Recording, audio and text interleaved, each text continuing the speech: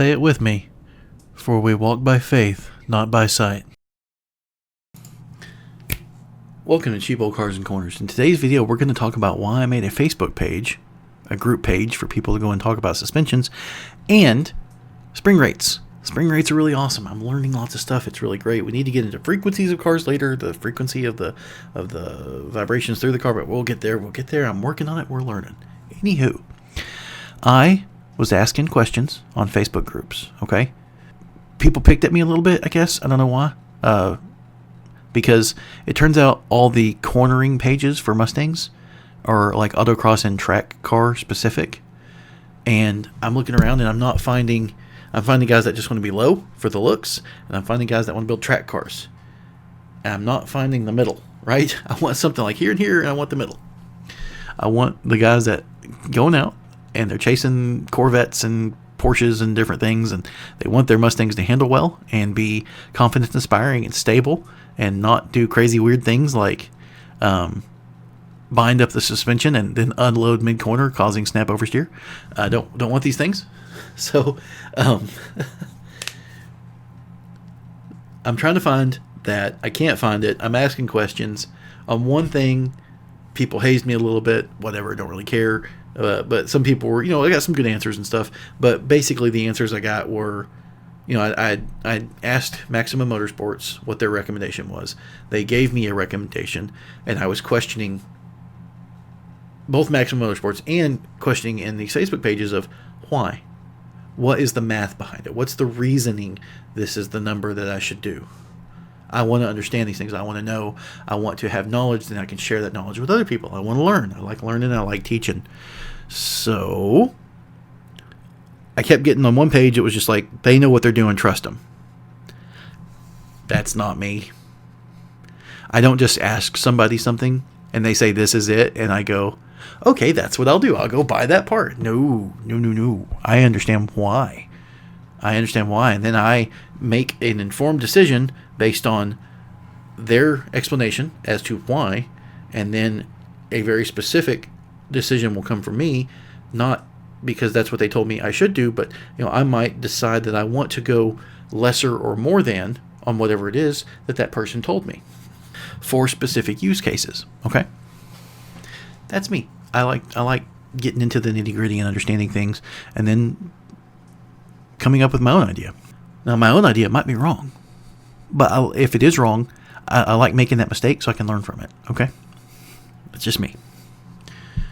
So then I asked on another page, because I was told on one page that this other page might be a good place to do, and I do searching in that page and everything, and there's tons of people with the setups that I'm looking for, and so I asked a couple questions in there. And the question I asked was mainly like, hey, I see you guys are trying to make this a track car only page. I can't find on Facebook anywhere stuff that's like what I'm after. Does anyone know of any of those pages? And, if you guys can help me out, obviously I won't post here, I'll post over there. And that got removed. Now, I personally, if I were running a page, which I am now, but if I were running a page, I wouldn't remove that type of question. I would let it ride, and I would help people out. And if they were looking for stuff that's like just looking for drops, I would send them to those pages. And if they're looking for track specific, or autocross stuff, I would say, hey, here's the pages you can go look at, because that's helpful. I don't know why you wouldn't want to be helpful. I like being helpful. So yeah, that comment got removed, which I don't really understand that, like I said. So I started my own page, and I'll grow it a little bit, and we'll see if we can get some guys in there that like cornering stuff. The page is on Facebook. It's called 79 to 04 Canyon Carvers and Mountain Mustangs. I like alliteration, so we got 2 C's and 2 M's in there. Kind of like the Cheap Old Cars and Corners. Lots of C words. Check that out if you want. I will tag YouTube videos and stuff in there, and I'm going to try to grow it as a group of people that are into these Mustangs. Now, I am limiting out other things there, Corvettes, Camaros, other handling cars. Miatas are great, right? I am limiting those things and cutting them out. I don't want to be exclusive with the group, but if I'm going to try to build a knowledge base of things, that needs to be more specific to one car. And these are the cars I have, and I know them well, and I am trying to learn with these cars. And so I think that's going to be where I go. And if I get a Corvette, which I do want a C5 Corvette still, if I get one of those, I don't think I need to make a page for that. I just need to go find those pages because that stuff already exists for Corvettes. So I wouldn't need to start something. Now, if I do an event, like a cornering, going out, we're doing an event and we're going to meet up and go for a drive or something, it'll be through this Facebook page. Again, it's 79 to 04 Canyon Carvers and Mountain Mustangs. If I set up an event, it won't be just Mustangs. It'll be open to whatever. You got an Acura and you like going around corners. Come have fun. Just don't be a jerk, right? That's it. Don't be a jerk. Be cool. We're going to have fun. We're not going to go crazy and like break tons of speed limits. We'll break the speed limit, but we're not going to go crazy, right? But so if I set up an event, which I do want to get to doing events, but if I set that up, it'll be open to more than just Mustangs. Because I like more than just Mustangs. There's lots of cool cars out there. You got a Supra, you got a Evo. Hey, come on, let's go have fun. You got an old Eclipse from the 90s. Let's go. Let's do it. Let's go drive. Let's have fun. The guy gave me a recommendation about kind of a specific use case that I asked about. Then I went back and started asking some more questions, and they're cool over there. I'm waiting for an answer right now. Actually, I should be getting one back sometime today. I was curious about something. I started running some math and doing some numbers, and I like doing this. And then I basically read all of Maximum Motorsports tech pages. Maybe 75%. I think there's still some stuff in there I haven't read, but I'm going to read it all. I want to know. I want to learn. Okay? This is super fun. So I put together this little chart, right? And this can help some people out. And I've got this posted on my Facebook page as I learn more, as I refine numbers, because like I know Maximum Motorsports says the front GT is a 440-pound spring. The chart I had showed as a 450-pound spring, right? Which is the cursor's on right here. And so I need to refine the numbers and make sure I have them right and everything. But what they say is for the 79 to 04, which is all based on the Fox chassis, you have a 25% front rate. And what I'm going to do right now is I think that we're going to hop to a different camera, and I'm going to explain this in a different way. So before we get into spring rates and why you'd pick certain spring rates, we need to talk about the design of this front suspension. Now, this is one of my videos, and so YouTube hopefully shouldn't take it down for copyright stuff. There's a dog. This is a McPherson strut front setup. This yellow thing up here, that's actually my caliper. When I take the caliper off, I just kind of rotate it back up, and it sits on the frame rail right there. Works really well, actually, so I don't have to hang it anywhere. And then this guy over here is my ABS line that I've already taken off. It goes in right back here and connects to these two bolts on the strut. So that's what this bracket is. I just take the actual sensor out, which is a 1/4 inch head nut, and then take the one little nut off up here, take the whole bracket and the line, and just back over here, so I don't have to unhook that clip and move all kinds of stuff, just out of the way. So on the suspension, we have to understand not just the spring rate, but we have to understand the rate of compression at the wheel. The reason we want to understand that is because I'm thinking about coilovers, right? And so I can know that, like, I can understand on a Mustang with this suspension, a 400-pound spring is going to be soft and a 1,000-pound front spring. Those are just front springs right now. 400-pound spring is soft and a 1,000-pound spring is really heavy, because if you look at like the H&R Super Race, at its most stiff, when it compresses more, it's up around 1,000 pounds. So, and that's 1,000 pounds per inch. So it takes 1,000 pounds to compress an inch. But this is at a point in a lever arm. This is your pivot point on your lever right here, and this is where all the force is going through. This is the end of it here. Your tires hanging on, or let's say it's the end of the hub out here, your wheels on the hub. The spring sits quite a ways back, okay? Because this is a lever arm and this is your pivot point back here, it would actually be easier to move this spring up and down out here than it would be right here at the spring. You can figure out, there's formulas for this. I can't remember the exact formula. You take a number and you square it, divide by a different thing. The general rule of thumb for any of the Fox SN95 and New Edge cars is 25% of this spring rate is out here. Now, another way to look at that is, that's kind of hard to say, 25% of, so let's put it this way. Let's say that for easy math, the spring is 400 pounds, okay? 400 pounds per inch of compression. Here, out here at the end of your lever arm, where the lever makes it easier, out here with all of these specs of how long it is to this point and then to this point out here, it's a quarter of the spring rate. So out here, it would only take 100 pounds to move the spring an inch, to compress it an inch, whereas the spring itself at the spring would be 400 pounds. Does that make sense? So if you're talking about a 1,000-pound spring in the front, out here, it takes 250 pounds. It's a quarter. And that is because of where the spring sits on the lever arm.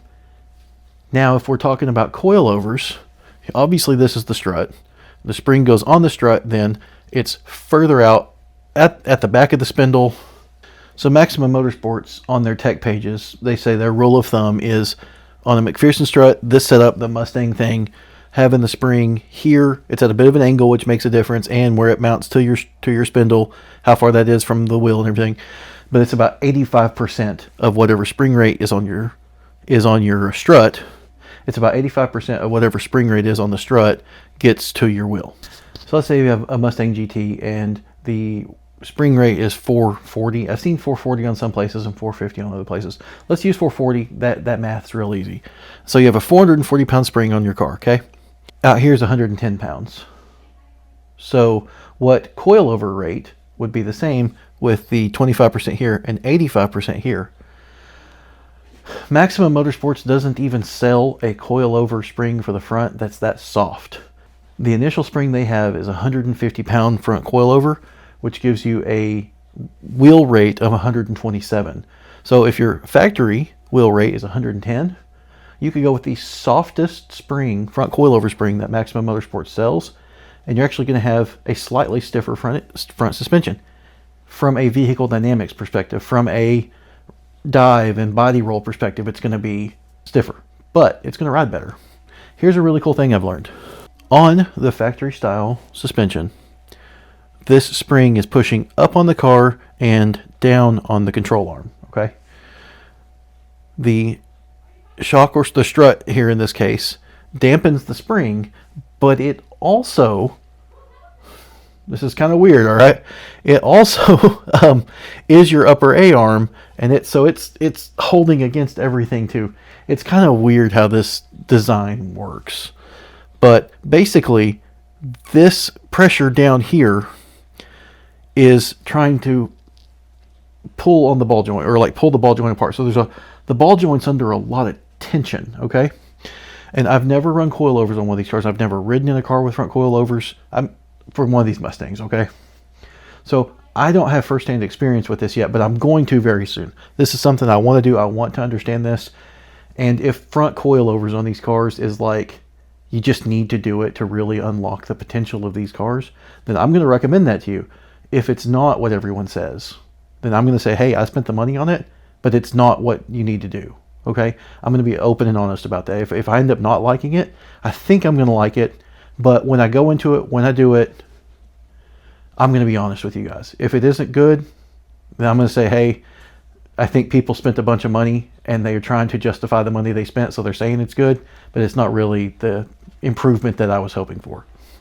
I'm completely okay with being wrong. What happens when you put your spring here and the car is sitting on the spring? There's a collar that goes, it's obviously not going to be this strut. This is a factory strut for a V6. On the strut, there'll be a collar that sits here. The spring will sit there, and then the car will sit here. The weight comes down through here now, and instead of the weight pushing down, the spring pushing down and trying to separate the ball joint, essentially, or separate the connection at the ball joint, now the weight sits down onto the ball joint. Now, what Maximum Motorsports says is by taking out all that friction on the ball joint of getting pulled on, it actually frees up the suspension to move easier, okay? At first, that didn't make sense to me, and then I looked at this and I thought about it for a bit, and I'm like, okay, well, now the ball joint's getting pressure down on it, but it's not, you know, when you take something and you're trying to make it pivot and stuff, if you pull on it really hard, it's going to be harder to move around. If you push on it really hard, it might be harder to move around too. But typically, it's when you're really tugging on something and you've got a lot of tension and it doesn't want to flex anymore or move. And so this makes sense that having the weight come down through here puts the weight on the spindle, and the ball joint is then loaded instead of under tension, and it can pivot easier within its little housing. So what they say is you can run quite a bit stiffer front spring in terms of your wheel rate, okay, your wheel rate out here, and the ride is actually better. Now, on Maximum Motorsports page, in their tech segments, they say that you can run up to the 325-pound front coilover, gives you a wheel rate of 276. On their website, it says that many people report that 325-pound front coil with a 276 wheel rate rides as good as your ride quality, like, you know, bumps and just soaking up little stuff. They say it rides as good as a GT spring at 440 pounds here and 110 pounds out here. So you're more than double. You're approaching triple your wheel rate, your spring rate. So the front of your car is actually a lot stiffer in terms of stopping body roll, stopping nosedive. Now, you do still have a lot of dive on these cars because of the rear suspension design. It's actually, the rear comes up a lot when you're under hard braking. It feels like the nose goes down a lot, but it's really that rear coming up. That's a whole different thing that can be fixed with the Maximum Motorsports torque arm, but we're not worried about the torque arm right now. That's kind of expensive, and if I get to that, it'll be later on down the line. Now, when I ask Maximum Motorsports, when I ask their techs, what should I run, you run into an issue here of, yeah, I could run that spring in the front, and maybe it rides as good as a GT spring. The guy actually said the 275 spring would be all I'd need for the street. And I was looking at that going, okay, you know, part of me says, well, I need to get the stiffest spring I can get. There's another factor here too, in that you have to have good shocks and struts. What I'm looking at is the Bilstein shocks and struts that can take coilover conversions from Maximum Motorsports. There are coilover kits you can get. There's BC Racing and others. Don't get max speeding rods. Those are cheap garbage. But you can get, in my opinion, they're cheap garbage. But you can get these conversion kits, and that seems like a really good thing to me because it's not a whole coilover, because entire coilovers are expensive. I can, in the future, let's say these shocks and struts wear out, I can just buy those shocks and struts, which are cheaper, or I can, you know, if they come up on a Black Friday deal, I can just go ahead and snag a set and then stick them in the garage. And then when my ones wear out, I just swap my coilover conversion onto those. It's a lot cheaper than entire coilovers. Makes sense to me. Now, there are coilovers you can get without springs, because the springs on coilovers are typically 2.5 inch. I think it's 2.5 inch inside diameter. And so you can, their coilover springs are typically not car specific. You can put them on different ones, because as long as the length and the spring rate is correct for what you need, it'll work. So back to this. We've talked about the front. Let's talk about the rear just a little bit. In the rear, you have your springs, your OE style springs that sit in their little spring pockets and go to that lower rear control arm. Maximum Motorsports says the wheel rate with the rear springs is about 50%. So if you have a 300-pound spring, it's 150 at the wheels. That makes sense. That's pretty easy. And that's, you know, based on a bunch of math that they've done. I believe all that math. I've looked around. I've seen other people's recommendations and stuff. The numbers are all the same. So, okay, I can believe that. But they say when you switch to the rear coilovers, and that goes in place of the rear shock, because there are kits that are technically coilovers, but they have the spring in the same place as a factory spring with a little height adjuster and then a shock. And the shocks in those cases are, a lot of times they have adjustable compression and rebound dampening. I'm not going to get into that because I don't think anything that's cheapish or kind of in the ballpark of price I'm looking for my cheap old car, right? I don't think that anything that has compression and rebound dampening adjustments is really an affordable shock. The cheapest adjustable shock that I would consider will be the Koni single adjustable, and the Koni single adjustable is actually can handle a little bit stiffer spring than the Bilsteins. It's a good shock, but I like Bilsteins. I like the way Bilsteins are valved, and I like the way they handle small bumps. For the front Bilsteins, you need to run the 87 to 04, basically the ones that are the later ones. They have a built-in bump stop, okay. And they're strong. The rear ones, for any Fox SN95 New Edge, if you're running the coilover conversion with Bilsteins on the rear, you need to run the 94 to 04 Bilstein rears. They have all that stuff on the Maximum Motorsports site, but those springs have the lower shock eye, where the lower bolt goes through the shock. It's welded up different. It's a lot stronger, and it can handle the weight of the car. I do have some concerns about putting my spring through the shock tower here, and especially in the rear, because these cars weren't designed to have the springs at the shock towers. They're designed to sit in their spring pockets in the front and rear. So you're putting stresses through the car in ways the car wasn't meant to have stresses go through it. In the front, it's not as big of a concern because I've seen lots of people do it. I'm not going to a 4 or 500 pound autocross front spring or anything crazy. When I say 4 or 500 pound, I'm talking about coilover, not back here. Another thing you need to think about in the rear is how that spring goes up and comes up to a little shock tower that's not made to hold weight. And so you might want to think about chassis stiffening. With my Blue Bullet, when I do the coilovers, I'm also most likely going to do weld-in subframe connectors. That'll help the car overall. Really, it would be good to weld in, let's say, a cup on top of each of the rear shock towers, and then a bar to those cups. And at the top of the cup, you can still get to the bolt, but a metal cup around each one of the bolt holes, and then a bar between them. That really helps with that. I've read that in different places, seen that, but I'm not going to do that. I don't want to take the car that far. But also, I think that if I'm keeping it at these more street-friendly spring rates, that it's not going to put too much stress on the car in ways that I don't want to. And wear out the car, I don't drive it a ton. This is a concern for me, but then there's also people who have had coilovers on these cars for like 15, 20 years, and their cars are completely fine. So I might be worrying about it too much. But these are all things to think about when you're changing up how your suspension bolts to your vehicle, and you're going to go out in a 3,000-pound vehicle and wheel around a corner at 100 mile an hour with the trees around the outside. You got to think about your life. Okay, we're back in the office. I've explained the suspensions. I've explained how they work. I think you guys have a better understanding of that. So let's actually look at some numbers now. I like looking at numbers. I'm one of these weird spreadsheet guys. This spreadsheet's actually kind of comically tiny. Some of the stuff I did in my last job was literally millions and millions of data points all over the place coming together to make these huge, big, kind of forecasts. And it was fun. I know how to do that stuff. But yeah, let's look at this. So our front, you can see our OE style rates here. This whole area is kind of our front, okay? And this top section above this black line here is our OE style springs, OE location springs, okay? In the spring pocket to the frame rail, all that stuff. The spring rates I have here are the highest advertised front spring rate. So if a spring, this H&R race spring right here is 750 to 850, I have put 850 in as the number. A person can easily change that to 750, and you can see this number changed here from 212 to 187.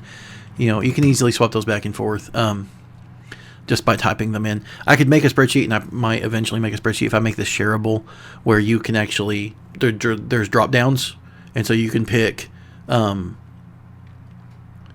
let's say, at its lowest point, its highest point, at its, let's say 25% compressed, 50%, and just kind of do weighted averages in that, and have numbers that you can pick of really try to dial it in. But let's say that we're talking about going around corners pretty hard, not super hard, not autocross course stuff like that, but we are talking about the springs being compressed more in corners, more towards their maximum stiffness. And so I think it makes sense for our use case. We're talking about cornering. We're not talking about cruising around town. Talking about cornering, our use case to look at the higher ends of those spring rates. So that I have the higher numbers in here. Okay. Something I didn't say when I was in the living room about the rear suspension is on these rear springs, the highest number you can get, if you look through here, it's about 300. That's about as high as they go on the rear of these cars with the solid rear axle and the springs in the factory location. 300 seems to be about the highest you go. I don't know why that is. My assumption is any more than that starts causing either vibrations through the chassis, extraordinarily stiff ride, or ends up overpowering something, bushings and different things in the rear suspension, and makes the suspension do things it's not supposed to do. But all of the aftermarket companies in the rear stop at that point. And so that makes a lot of sense to me. Something's going on there.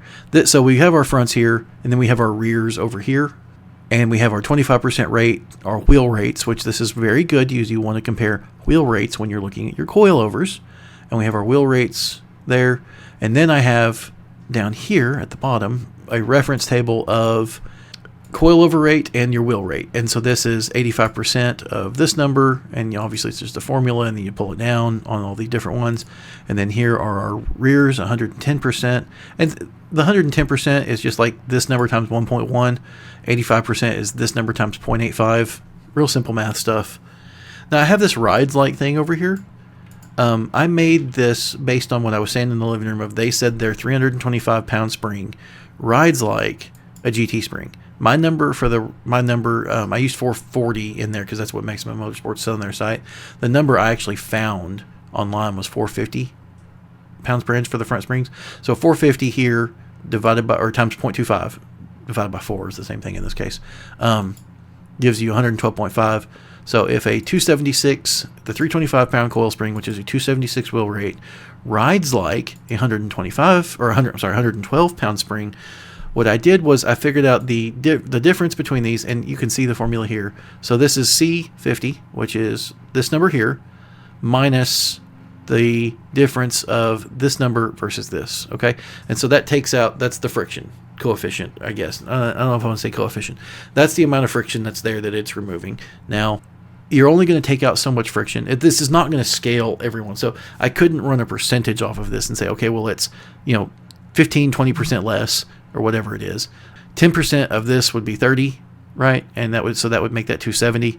20% would be 60, which would make this 240. So I'm thinking we're somewhere 15, 18%. And it's real simple. I could actually tell you here, equals 1 minus this divided by this, bam. There you go, 15%. Okay, so this number, I can't just take 15% off though, because 15% of 425 is a lot more than 15% of 255 or 500. 15% of 500 is a lot bigger than 50% of 300 in terms of the number that you get. And so it's not going to remove that much friction every time. It's only going to remove so much friction, and there will always be friction there because of the bushings and the ball joint and everything. And so what I did was I used the difference in these two and then subtracted that here. So this is going to suggest that a 325 rides like a GT. A 350 rides a little stiffer. Okay, well, it says a 133 wheel rate. Here's my problem. Before I go any further in this, because what I would say is, okay, you go up here and you find your 133 wheel rates, and you're like, okay, what is that? Here's a wheel rate of one, and so these are like 530 pound springs in the front on Ford B spring or the Fox body, which has the same rates. Okay. Maybe that's fine. Maybe it is. I don't know. Here's a 142, and that's an iBot Pro kit. So you're saying, okay, well, that might ride like an iBot Pro kit. The problem I run into, and why I don't want to say, like, I don't want to go by this on everything. One, I don't know exactly how much friction it removes. Obviously, you can see these numbers stop at 70 and don't go down any lower. It might need to stop at 91, or it might need to stop at 110. Maybe that's the least amount of ride softness you can have. I did let it go a little bit lower, down to like a wheel rate of a V6. Where is a V6? 100, right? Because I have a V6 car. I know that it rides cushier and softer in the front than a GT. And so I know that lowering the spring rate to a V6 makes the front ride softer. Okay. There's still some friction there, but I'm assuming that this one right here is correct. The problem is this goes off what people are saying, and people are wildly inconsistent in what they think one person to the next. And people can even, their butt dynos are very often wrong. What people like, oh, this ride's good. Yeah, I think this ride's as good as my GT did. But if you actually had sensors in the car, I'm doing the same thing in my video back there as I'm doing right here. Anyway, if you actually put sensors in the car, it would ride worse. So I did this here, and then I think it's back here. I copied that paragraph where it says the 325 pound rides as good as a GT spring, but over here I actually put it on the 275. And I don't know for sure, but I feel like based on all the research I've done and everything I've looked into, this is probably more accurate, where the 275 might ride like a GT. I don't really want my car to ride like a GT though. We'll get to that in just a second. I don't really want that. But we can see here, okay, cool, the front is going to be nicer. The rear, does the rear ride better? So what they're saying is, by placing the spring and shock, by placing the spring on the shock, the initial impact harshness is lowered, but it's not as drastic as the front spring change. I get that the front spring change is going to be big because you're completely changing where the weight goes on a lever arm by a lot and unloading a ball joint from being in a stressed to a compressed mode, and it's a big different thing here. You're not making that much of a big change with the rear coilovers, but they say that the impact harshness is much lower. And that's kind of my big problem with the rear of these Mustangs, is that initial hit on a bump in the rear is like, it's real jarring and sharp. So if that impact harshness is lower and the it's more soaks up the bump right through your shock, then maybe you can go a little higher. Here's the thing though, this 175-pound spring, look at this. This is crazy. This 175-pound rear spring is the least stiff spring that Maximum Motorsports sells. Now, this is not a 2.5 inch inside diameter; it's a 2 1/4 inch to give room for wheels, wide wheels, and different stuff. But you have a wheel rate of 192.5. Let's go look at our OE style springs and our rear wheel rates. Okay, you can pretty clearly and easily see that, like I said, 300 is the max number that they go to on the springs in the back. 150 is your wheel rate. And the softest spring that Maximum Motorsports sells is a 192. You understand? That's quite a bit of a difference. Let's look at percent change in this case. So percent change would be equals... percent change is different than the percent difference. Math, right? So percent change, I'm going to do my new number divided by my old number, which is here, minus 1. If you're doing percent difference, it's 1 minus the 2, and then percent change is the two things minus 1. So we're looking at a 28%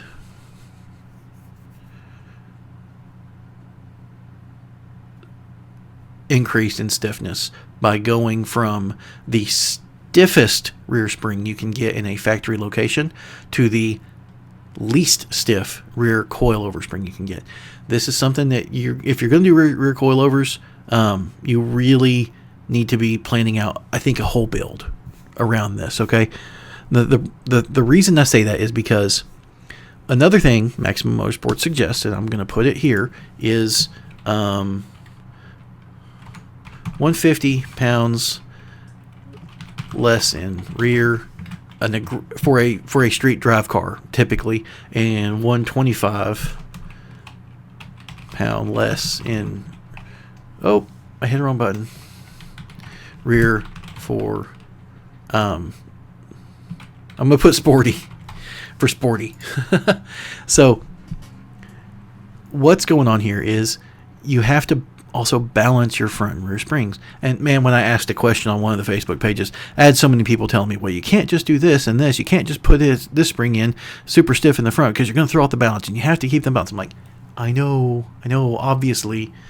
Whenever you ask a question online, unless you spell out everything you know, people just assume you're an idiot and just tell you the most obvious stuff. Like, obviously, you can't just put in a super stiff front spring.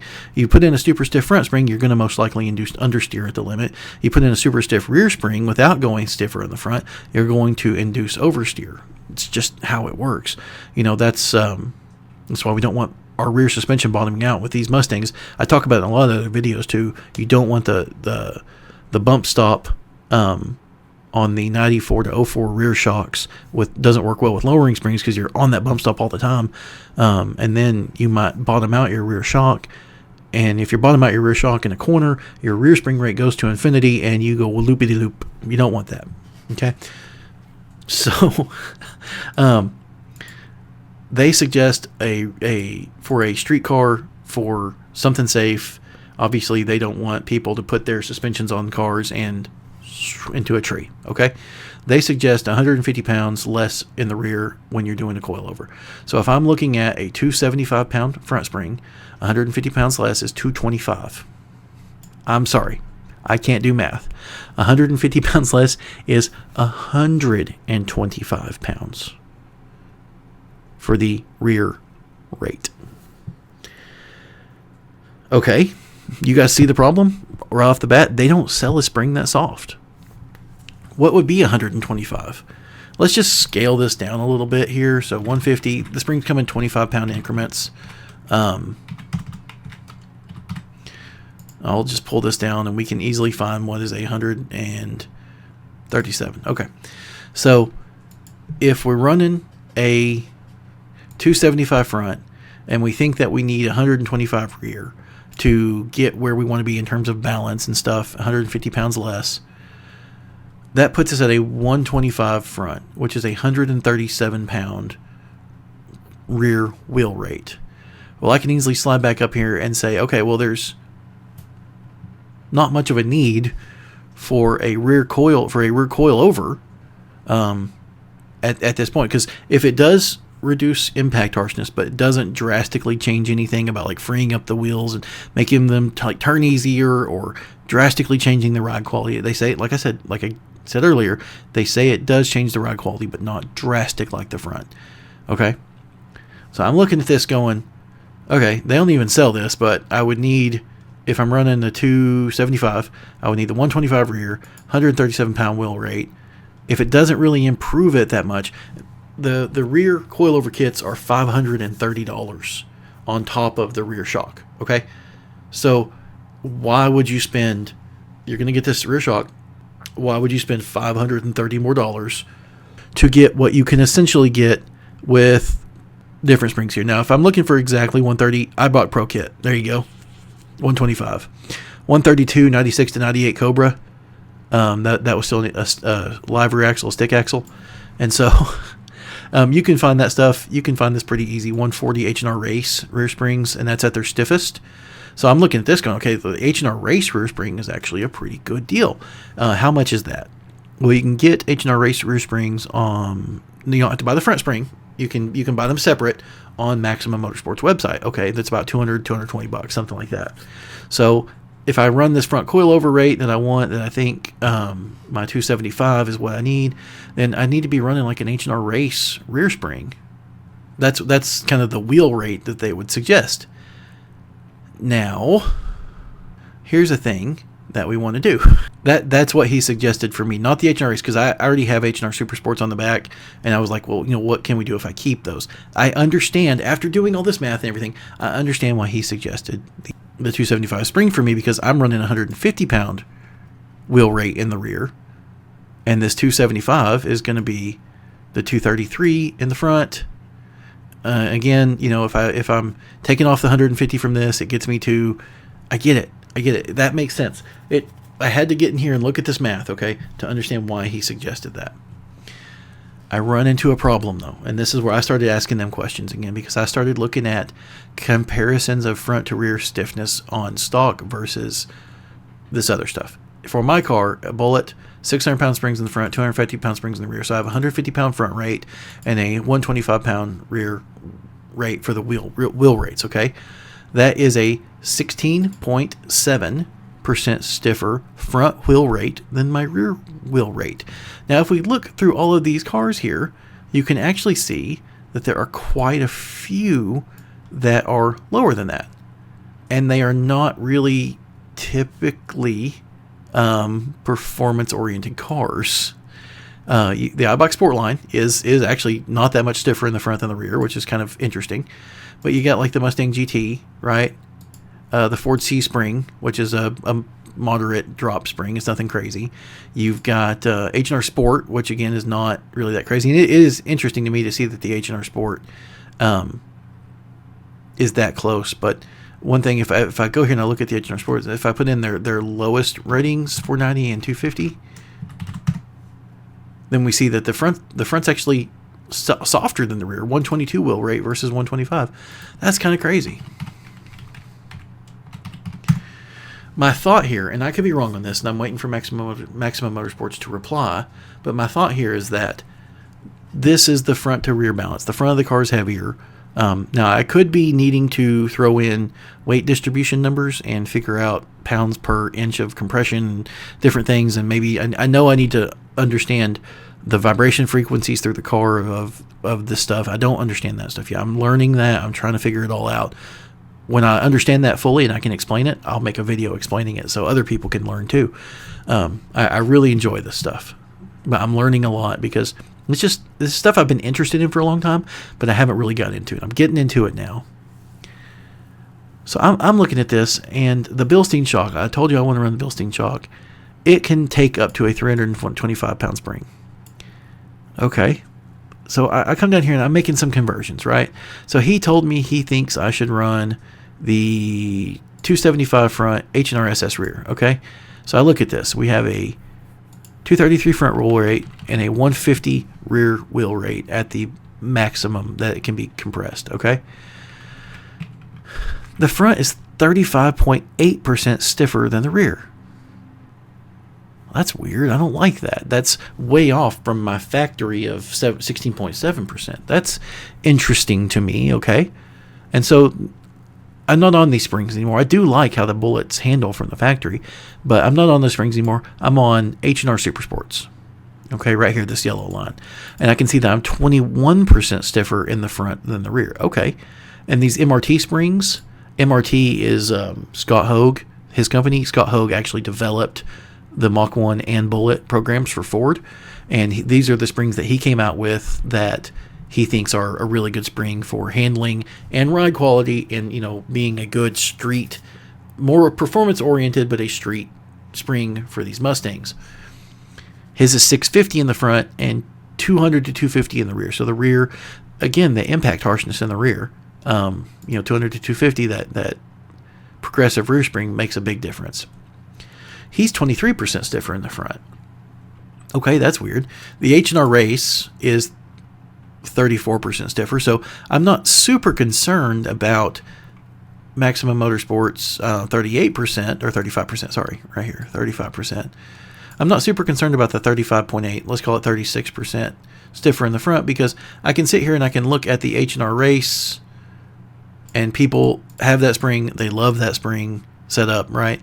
It has worked very well for them, and this is very similar. So I'm not going to be throwing off the balance of the car to a point where I'm having a lot of understeer. I don't think. So, okay, that's not as big of a deal. And then there's other cars here that had higher stiffnesses in the front versus the rear. The H&R Super Race, actually, I think they probably would want to go stiffer in the rear, but they just can't because of things I talked about earlier. And then you can see like 93 Cobra, although the 93 Cobra didn't really have very stiff suspension. The Ford R spring for these cars, which I can't find anywhere anymore. I don't think that the spring, you can still get the B and the C, and I think the G, but there was like an M spring and an R spring. You can't get all of them anymore. And we look at this, that's 38% stiffer in the front. The 93 and 95 Cobra R were 38% stiffer in the front. That's interesting because those were like track cars, but no one drove those things, and so you can't find good information on them. And the people that did drive them and push them hard, they changed the whole suspension, different stuff anyway, so you can't really compare those. But what I can look at here is the H&R Race, which is a spring that I was very interested in switching to before I started looking at coilovers, is 34% stiffer in the front. Okay. I don't think I'm going to, drastically throw anything off. Also, we also have to keep remembering that these coilovers in the front are going to ride better. And so even though I'm 34% stiffer in the front, it might actually ride in the front better than it does now, which is kind of crazy. Now, here's where I'm going to get back to. I don't know if I want it to ride like a GT or like that. I want it to feel purposeful in the car. I have Corbeau seats. I have, my MGW shifter, which I like. I have my Momo steering wheel. And the feel of the car and how it hits bumps, I don't want it to be rough and like beat you up. But I don't want it to be like soft and cushy either. Now, I don't think it's going to float, but I don't want it to be like soft and cushy. I want it to feel purposeful. Does that make sense? And that does mean maybe a little bit of a rough ride. But if I'm going for a little bit of a rough ride, I have let's say in the front, because I'm definitely going to swap to front coilovers. Right now I have a 190-pound wheel rate in the front. And I go down here and I'm like, what's 190 pounds? Oh, it's a 225. That's relatively soft front spring, and it probably rides better than a GT because it's not even at the 325 that we looked at that they said rides like a GT, or the 275 that, looking at my other numbers and things, I'm thinking probably that rides more like a GT, just based on information I'm finding. It's a 225. Okay, that's really soft. Do I want to go that? I don't know. This is where I've not done this before, and I don't know what I'm going to do. I don't think going to a 325 is the answer, because that puts me at, I've got it here, front coilover 325, rear H&R SS. Now, I've actually found a Mach 1 where the guy did this, but it might make more sense on the Mach 1 because they have a higher center of gravity. With the shaker and the dual overhead cams and the aluminum block, it makes the front higher, and you're going to get more body roll in the front with those cars. I have a Mach 1. I've had one in the past as well. I've had 2 Mach 1s. I have one still. So I've got the 2 bullets, the Mach 1, and the V6. You get more nose body roll with the Mach 1 than the other cars. And so maybe the 325 in the front makes sense on that, but that's 45% stiffer in the front than the rear. That seems like a lot to me, considering that is higher than the H&R Super Race, which is the highest number here. Both of these are sorted by the front percent stiffer number as well. Yeah, so you're looking at 45% stiffer in the front. That's too much. That seemed like that would throw off the balance of the car. One thing that's really great about the Bullet is its ability to rotate. You can get into a corner and you can actually, I don't do this on the really fast corners, but the slower switchbacks and stuff, you're into a corner, you're at the limit of the tires, you can actually let out of the gas a little bit and the rear end starts to want to come around, and you can rotate the car like that. It's really cool. You obviously have the rear end trying to do its weird thing under the car, which the Panhard bar is going to fix. I'm going to get a Panhard bar too. But yeah, you can, with the factory springs and the factory sway bar package and stuff, you can actually rotate the car a bit with a throttle. That, again, I only do that on slower corners, 30, 40 mile an hour, where I am pushing pretty hard. Switchbacks in like 180s and stuff, as compared to like the really faster corners like you'd take on a track. And so, like, I'm sitting here, I'm looking at it, I'm like, I get it. This makes sense, right? I'm sorry. This is a different one. Their suggestion of the front coilover at 275 and the H&R SS, 35% stiffer in the front. Okay, that makes sense. And I start looking at, okay, well, how do I keep this balance, this 16.67%, and between, let's say, 16% and 21%, because that's between the factory Bullet Springs and the H&R Super Sports that I have now. I like both of those setups. I like how they are. How do I get something between there? So I start looking at coilover rates. Now, I went ahead and went with some higher rates here, and this is 125 between them instead of 150, because that's more of that. They're closer together. It will help with rotation and stuff. And the front percent being stiffer, 400 and 275 is 11%, 13. I don't want to go this high. Another thing I'm having to stop here is the Bilstein shocks that I'm going to get are only up to 325 pound coil springs. If you want to go 350 or a little more, you need to get the Coney single adjustable. If you want to go quite a bit higher, you need to get the Coney double adjustable. There are other ones that would sell, but that would work. But that's what Maximum Motorsports sells, and that's what their kits are for. And so I'm kind of limited to those brands and these specific shocks. I'm fine with that. That's perfectly fine. I like Maximum Motorsports. I like their tech people. I like their information they share. I've liked them for a long time. I've used their parts for as long as I've had one of these Mustangs, and I've had one of these Mustangs personally. I got my first one of these Mustangs in, I don't remember, like 2010 or something. It's been a long time that I've been messing with these cars, okay? I haven't done too many mods to them and stuff, but I've had them for a while. I've had Maximum Motorsports parts for a long time. My wife's had her V6 since 2004, and we got together in 2005. So I've been with that car for 21 years, and it's had parts on it the whole time too. So I like Maximum Motorsports, so I'm fine with kind of being stuck to these few brands and these few kits. I know that they're going to work, and I trust that they're going to work well. I'm good with that.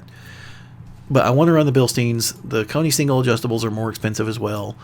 Not too much more expensive, but they're a little more expensive. So I'm limited. Let's say I'm limited to 325 pound front. So this one right here, we look at this. That's almost right where I want to be. 325 pound in the front, and we are 20% stiffer in the rear. That's pretty much spot on with my 21 up here. There was a Goldilocks one here. It's 275 pound in the front and 175 in the rear. That gets me that same, that's that 17.6, so I'm only 1% stiffer in the front than the rear. I think the 220 or 275 in the front, 175 in the rear would really have the same balance as a factory Bullet while being quite a bit stiffer in terms of body roll and stuff. But do I only want to go to a 275 front coilover? I don't know. I know it'll ride better. I know it'll have a higher wheel rate. We have a wheel rate of 233 as compared to my current wheel rate of 190. So that's going to be better. Part of me says, go ahead and do this. What they suggested, it's 35% stiffer in the front. That's not going to be that crazy. I'm not pushing super hard on the street anyway. Like I said, I do push pretty hard in the slower corners, but it's slower. It's not as big of a risk or whatever. This is kind of like, maybe this is the way to go. I've got some other stuff down here. Like I did, the 325 is 45% stiffer. The 300 in the front is an interesting one. It's 41% stiffer in the front. There's these other numbers over here that I haven't talked about at all. This is all based on these two here, the front and the rear. This is based on the OE Bullet, so this blue line. So this spring here is 126.67% stiffer than an OE Bullet. And then these two last columns are versus my current H&R SS. So this spring here in the front is 78.95% stiffer, and in the rear these two over here are just like comparing to what I know, right? My Bullet setup, because I have a Bullet that's still on stock springs, and then I have a Bullet that's on its H&R SS springs. And so these are comparing to what I know. So I can come over here, I can look and say, okay, what's that much different, right? But the front and rear stiffness, I think, is a big important thing here. I might be thinking too much about that, and I maybe like people online said, maybe I should just go with the 275 and keep my H&R SS rear. The cool thing about that is the front coilover kit is like $490. Call it $500. So I'm gonna get the shocks and struts. Then I have Bilsteins front and rear, coilovers in the front. The front rides a lot better. I keep my rear springs. The H&R SS is one of the stiffest springs you can get for the rear of these cars. There are no stiffer. As you can see here, it goes from 275 to 300. This one here goes from the Super Race goes from 260 to 300, right? And the race, the H&R Race, goes from 260 to 280 in the rear. Now the reason these start at like the 260 and stuff is because they're not as low as the H&R Super Sport. I do need to add here that I have the adjustable rear lower control arms from Maximum Motorsports on this Blue Bullet. So if I keep my Super Sports, I can raise and lower the rear of the car. I'm going to have the coilovers on the front, so I can raise and lower the front. I have adjustability for my ride height. That's a good thing. That's something I want, because obviously with aftermarket coilovers, one of the things you get is that ride height adjustability. If I kept my H&R SS springs on the rear, but I didn't already have those control arms, that would be a problem, and that would be something to consider. Maybe, here's the thing, like those control arms, how much did those adjustable rear lower control arms cost me? Well, they cost $400. Okay? But if I'm changing shocks and struts anyway, and I'm going to Bilsteins, I just want nice shocks and struts, it would be $530 for the coilovers. Okay. But I needed to change the rear lower control arms anyway. And so it would be $530 for the coilover set, and then another at least, I think it's $280, $200, $220, something like that. I don't remember. At least $200 for rear lower control arms that aren't adjustable. So then you're like, okay, I want to upgrade my rear suspension here. It's going to be $730 just for the rear. To some people, that's whatever, right? But I mean, this is cheap old cars and corners. We're trying to keep this stuff reasonably affordable. I want to do something here. I want to do the coilovers at least on the front. That's going to be expensive. But if it makes that big of an improvement to the car, then it's worth it. You save up for things and you do them.